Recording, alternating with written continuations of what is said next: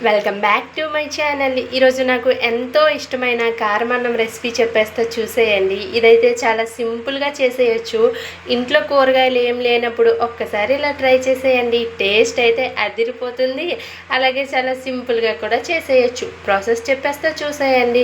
మీకు ఎంత రైస్ కావాలో అంత రైస్ తీసుకొని అందులో రుచికి తగ్గట్టు ఉప్పు కారం వేసుకొని మంచిగా అయితే కలుపుకోండి.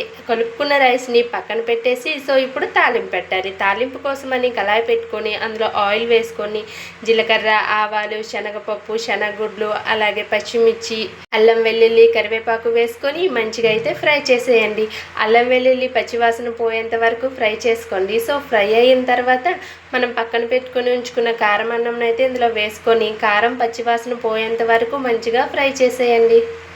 కారం పచ్చివాసన అంతా పోయిన తర్వాత ఒక మంచి స్మెల్ అయితే వస్తుంది. అప్పుడు ఈ అన్నం రెడీ అయిపోయిందని అర్థం అనమాట.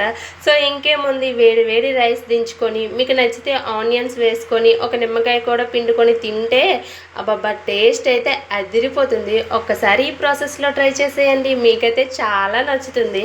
నాకైతే మాత్రం ఇది ఫేవరెట్ అనమాట. వీక్లో 1 టైం అయినా సరే నేను ఇలా తింటాను. మీలో ఎంతమందికి కారం అన్నం అంటే ఇష్టం కామెంట్ చేసేయండి. అలాగే వీడియో నచ్చితే సబ్స్క్రైబ్ చేసుకోండి అబ్బా.